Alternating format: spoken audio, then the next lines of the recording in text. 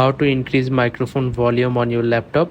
Click on start, then click on settings, and after that at the left side you will get bunch of options. Now you have to select system, so click on system and then click on sound. Now scroll down all the way to the bottom, and then here you will get more sound settings. Click on it.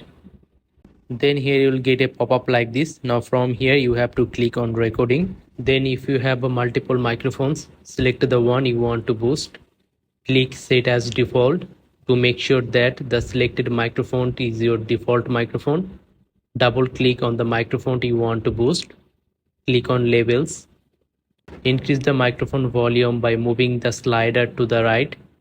You can also use the boost option to further increase the microphone volume, but be careful not to boost it too much or you will increase background noise. Then click on OK, and now test your microphone to make sure it sounds good.